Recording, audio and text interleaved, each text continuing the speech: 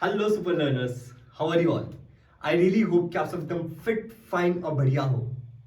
आज के वीडियो में हम बात करने वाले एक बहुत इंपॉर्टेंट टॉपिक के बारे में एंड वो टॉपिक है प्री बोर्ड्स। लर्नर्स, क्या होता है ना कि जब आप 10th स्टैंडर्ड में होते हो तो आपका बोर्ड एग्जाम होता है एंड सिमिलरली 12th स्टैंडर्ड के लिए भी होता है।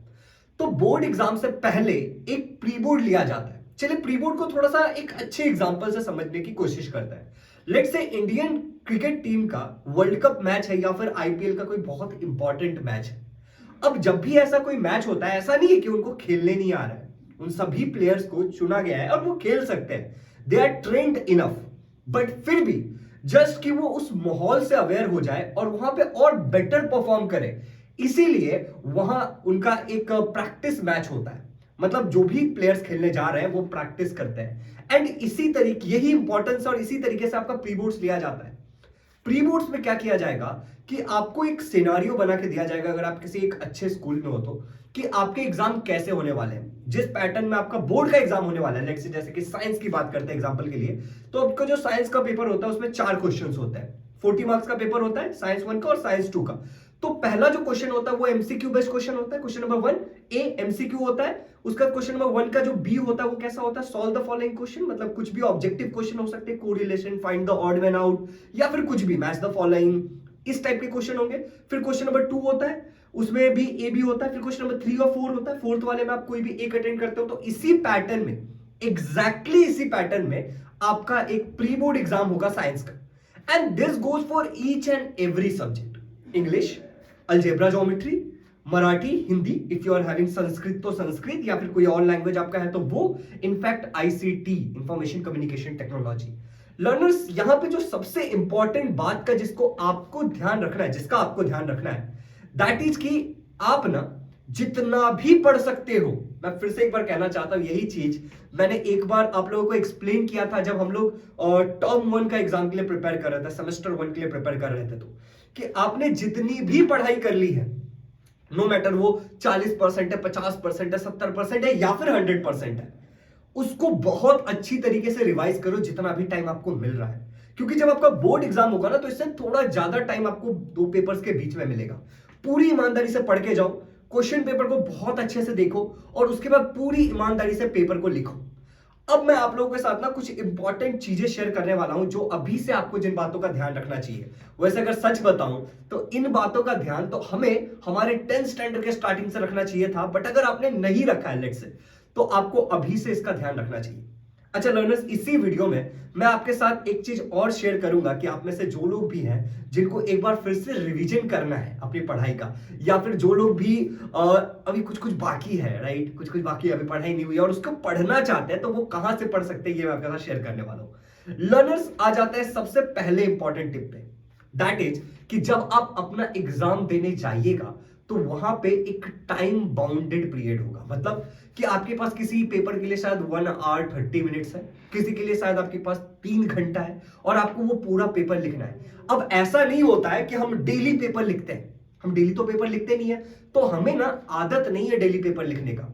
तो हमें क्या करना पड़ेगा कि सबसे पहले अभी से प्रैक्टिस कर लो, या फिर जब आप एग्जामिनेशन में बैठोगे ना, तो इस बात को थोड़ा सा अवेयरनेस के साथ देखना कि लेट्स से इंग्लिश का पेपर है तो आप राइटिंग स्किल से शुरू कर रहे हो या फिर आप जो आपका सेक्शन 1 वगैरह होता है उससे शुरू कर रहे हो। क्योंकि अगर आप इन बेसिक बातों का ध्यान नहीं रखोगे ना, तो आपके जो बोर्ड एग्जाम होंगे वहां पे गड़बड़ हो सकता है। तो द फर्स्ट थिंग जो मैं आपके साथ शेयर करना चाहूंगा दैट इज कि please please please time management का ध्यान रखें। ठीक है, इस प्री बोर्ड से आपको जो सबसे इंपॉर्टेंट चीज लेकर के जाना है दैट इज कि क्या आप गिवन टाइम में पूरा पेपर सॉल्व कर पाते हो। कितना आता है नहीं आता वो तो बाद की बात है, उसको तो जो अगले 2 महीने उसमें पढ़ करके सही किया जा सकता है, लेकिन क्या आप गिवन टाइम में पेपर को सॉल्व कर पाते हो? क्या आपकी स्पीड सफिशिएंट है? क्या आपकी हैंडराइटिंग इतनी ठीक है कि टीचर सही सही समझ सके? समझ रहे हो मेरी बात? अच्छा, जब हम टाइम मैनेजमेंट की बात करते हैं तो एक इंपॉर्टेंट बात हो जाता है कि हम पेन कौन सा इस्तेमाल कर रहे हैं। देखो, ये कोई पेन का प्रमोशन नहीं है, मगर मैं आपको बोलना चाहता हूं कि आज से जब आप ये वीडियो देख रहे हो, और ये बात अपने फ्रेंड्स के साथ भी शेयर करना कि आज से आप अपना एक पेन फिक्स कर लोगे। कई सारे लोगों का पेन फिक्स होगा, फॉर एग्जांपल सेलो क्रीपर, किसी का मॉन्टेक्स, किसी का रेनॉल्ड। प्लीज जेल पेन्स को अवॉइड करना। ठीक है, क्योंकि जेल पेन्स पे अगर पानी गिरता है ना तो वो फैल जाता है बहुत बुरी तरीके से। उससे तो कोई भी पेन फैल सकता है, लेकिन बॉल पेन कंपैरेटिवली थोड़ा कम फैलता है। ठीक है, तो जेल पेन्स को अवॉइड करना, कोई भी एक बॉल पेन ले लेना और उसी पेन से लिखने की आदत डालनी है आप लोगों को। मतलब आप जब भी लिखोगे तो आप एक आदत डालोगे कि आने वाले जितने भी दिन आप पेपर सॉल्व करोगे, अपने असाइनमेंट्स लिखोगे, कोई प्रैक्टिकल सबमिट करने वाले हो, आप वही पेन यूज करोगे। अच्छा, लेट्स से कि जो मेरा पेन है वो ये वाला पेन है, लर्नर्स इसी पेन से मैं लिखने वाला हूं। तो मैं क्या करूंगा, ऐसे कम से कम 3 पेन्स खरीद के रखूंगा, नो मैटर वो 5 रुपए का है, 2 रुपए का है, 50 रुपए का है। मैं ऐसे 3 पेन्स खरीद के रखूंगा और इसके बहुत सारे, मतलब एटलीस्ट 10 से 12 रिफिल्स अभी से खरीद के रखूंगा। कारण मैं बताता हूं क्या है यहाँ पे। जब मैं एक पेन से लिखना शुरू करता हूं, ठीक है, और वो पेन नया है तो वो अलग लिखता है और मेरी एक ग्रिप बन जाती है एक पेन पे। लेकिन वही जैसे जैसे हम कोई नया पेन लेके आते हैं, चेंज करते हैं, तो हमारी ग्रिप बदल जाती है, जिससे स्पीड पे फर्क पड़ सकता है। अच्छा लर्नर्स, जब नया रिफिल हम चेंज करते हैं कई बार पेन्स के अंदर, तो वो नए रिफिल में क्या होता है ना, वो थोड़ा लाइट सा चलता है। तो मान लो कि आप पेपर लिख रहे हो और अचानक से आपका पेन खत्म हो गया, तो वो थोड़ा लाइट सा चलेगा, आपको स्पीड में दिक्कत देगा, थोड़ा सा अनइवन सा लगेगा। इसीलिए कह रहा हूं कि 2-4 रिफिल को यूज भी कर लेना थोड़ा थोड़ा, कि अगर एग्जाम में कुछ गड़बड़ हुआ फट से चेंज करके लिखना शुरू कर दिया। और एक्स्ट्रा पेन्स भी हम लेके जाएंगे, ब्लू या ब्लैक। तो ये हो गई एक पेन के बारे में बात।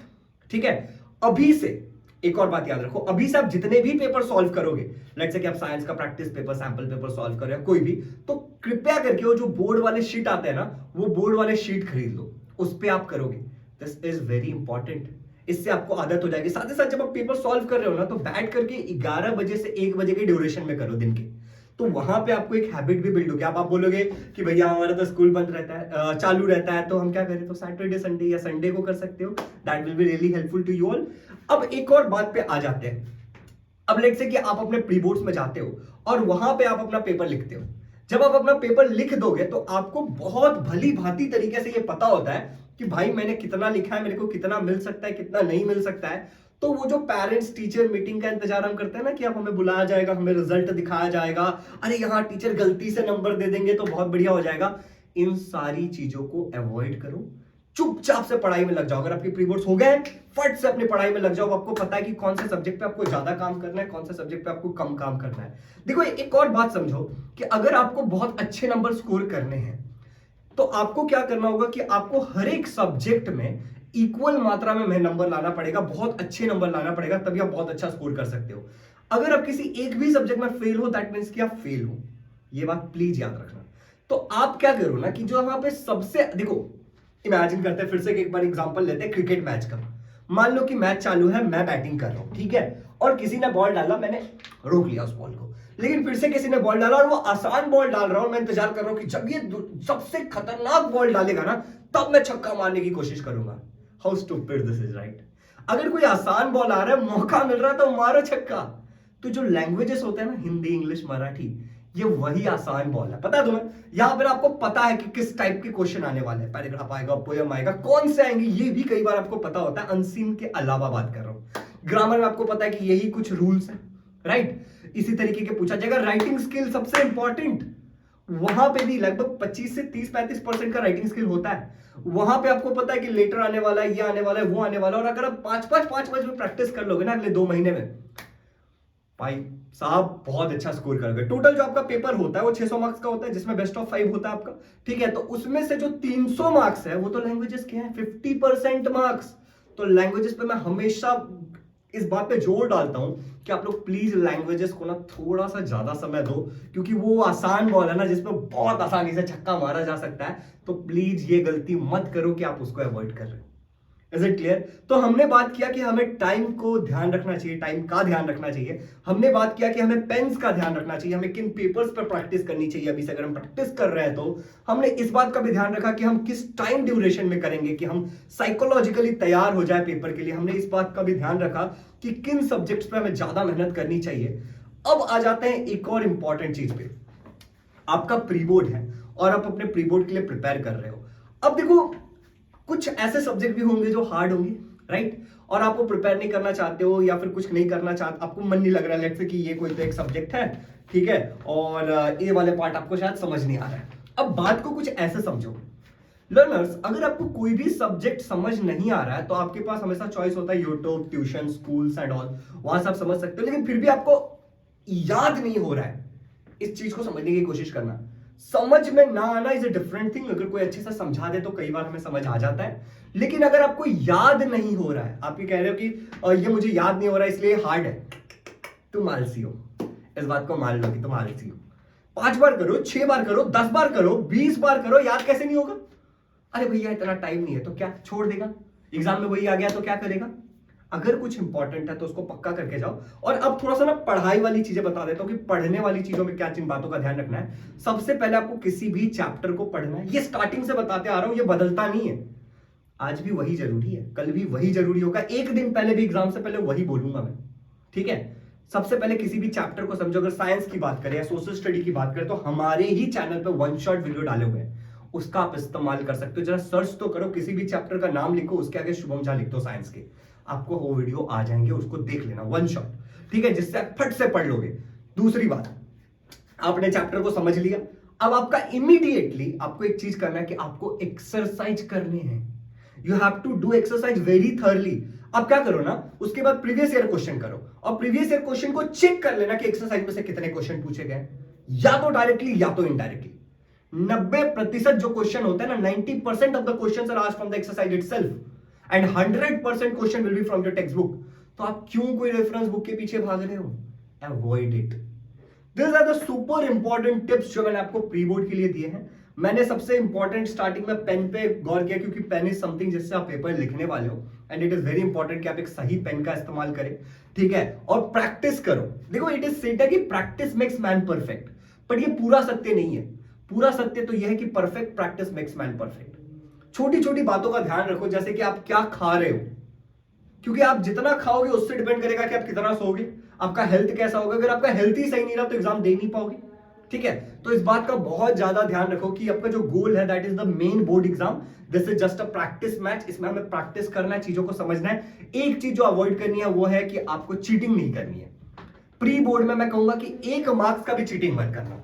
अपनी औकात तो चेक कर लो ना यार, कितना है, और फिर आपको पता होगा कि बोर्ड में आपने इतना स्कोर किया तो लास्ट 2 महीने में तुमने क्या इंप्रूवमेंट किया है। वो लाइफ लॉन्ग तुम्हारे साथ जाएगा, पता है? चीटिंग इज समथिंग जिसको अवॉइड करो। चीटिंग के भरोसे जो लोग है ना, उनका भविष्य मेरे हिसाब से अंधेरे में। भाई चीटिंग करना छोड़ दो, चीटिंग के भरोसे मत रहो। क्या खा रहे हो इस बात का बहुत ज्यादा ध्यान रखो। Nutrition is very important. अब आपको बहुत नींद आ रही है तो थोड़ा पानी ज्यादा पिया करो, ठीक है? खाने की क्वांटिटी को थोड़ा कम करो, अच्छी चीजों को खाना स्टार्ट करो। अगर आपको लगता है ना कि मुझे आलस सा लगता है, मोटिवेशन नहीं आता पढ़ने का, एक्सरसाइज को इंट्रोड्यूस करो। हैवी एक्सरसाइज नहीं करनी है, बहुत लाइट सा एक्सरसाइज करनी। योगा प्राणायाम करो, मेडिटेशन करो, जिससे आपका जो ब्रेन है वो और स्ट्रांग बनेगा। बेरीज को इंक्लूड करो डाइट के अंदर, ठीक है? आलमंड्स को इंक्लूड करो, ठीक है? ऐसी चीजें खाओ जिसमें फाइबर ज्यादा है कि आपका जो मेटाबॉलिज्म है वो ठीक चलेगा। ये सब बहुत छोटी छोटी सी बातें होती हैं, इन बातों का ध्यान रखो अपने एग्जाम से पहले। सो लर्नर्स, आई रियली होप कि यहां तक मैंने जितना भी बताया आपने बहुत ध्यान से सुना होगा, आपने नोट भी किया होगा कुछ चीजों को कि हाँ इन बातों का मुझे ध्यान रखना है। अब आ जाते हैं उस वाले पॉइंट पे जो मैंने आपको बोला था कि मैं आपको बताऊंगा कि कुछ लोग ऐसे जो रिवीजन करना चाहते हैं, या फिर कुछ ऐसे लोग हैं जो आगे प्रिपेयर करना चाहते हैं, कुछ बाकी है तो अगर आप कक्षा 10वीं से हो तो आप ज्वाइन कर सकते हो हमारा आरंभ बैच।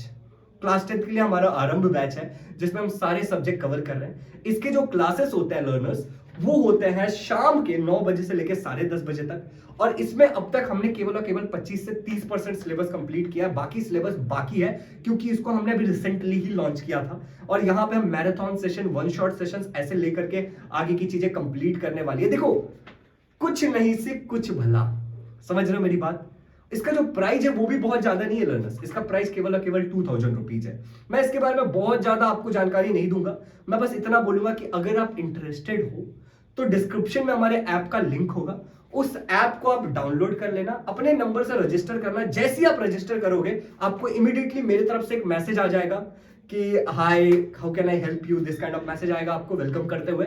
आप वहां पे अपना नाम, आपका नाम तो ऑफकोर्स दिखेगा हमें, लिख देना कि I am interested to get myself enrolled in Aarambh batch. मैं आरंभ बैच में पार्टिसिपेट करना चाहता हूं अपने प्रिपरेशन के लिए, और मैं ये ले रहा हूं। अगर आप ले रहे हो तो डायरेक्टली ले रहे हो, लेकिन अगर मेरे को कोई क्वेश्चन है, मेरे मम्मी पापा बात करना चाहते हैं एनीथिंग, तो जस्ट राइट अ मैसेज कि sir please give me a call back, कि मुझे जो क्वेरीज है वो मैं क्लियर कर लूं, and then I will decide कि मुझे लेना है कि नहीं लेना है। कोई दिक्कत नहीं है, आप हमारे से बात करो, जो भी सवाल है उसको पूछ लो, एंड उसके बाद आप डिसाइड करो कि आप मुझे लेना है या नहीं लेना है, और आप सीधे सीधे ना बोल दो अगर आपको अच्छा नहीं लगता है तो, और अगर आपको अच्छा लगता है तो ऑफकोर्स इनरोल्ड हो जाओ। हम आपको पूरी हेल्प करने के लिए तैयार हैं आपके प्रिपरेशन में। Thank you so much. और अगर कोई कक्षा 9वीं का बच्चा इसे देख रहा है तो आपके लिए हमारे पास विक्ट्री बैच है। आपको बस अपना क्लास मेंशन करना है, और आगे 10th स्टैंडर्ड के लिए आपके लिए भी आरंभ बैच होगा, जिसके लिए एडमिशंस लेना हम शुरू कर चुके हैं। तो आप भी इंक्वायरी कर सकते हो और अपने आप को एनरोल करा सकते हो। Thank you so much for watching this video. इस चैनल के ऊपर साइंस के पूरे चैप्टर 9th और 10th के कवर किए गए हैं, और उन सभी को आप हमारे चैनल पे ढूंढ सकते हो। सिंपली सर्च कर लेना, सबसे आसान, चैप्टर का नाम class 10, chapter name Shubham Jha, मिल जाएगा। और सोशल स्टडी के भी लेक्चर्स कवर किए गए हैं। चैनल पे नए हो तो इसको सब्सक्राइब कर लेना, और इस वीडियो को अपने किसी एक फ्रेंड तक जरूर शेयर करना जो इससे देखे और उसका कुछ फायदा हो, या फिर आप अपने ग्रुप्स में शेयर कर देना कि जिसको जरूरत होगी वो देख सकते हैं। चैनल को सब्सक्राइब कर लीजिए, और हाँ, वीडियो को लाइक करके अपनी अटेंडेंस लगा दीजिए। Happy learning.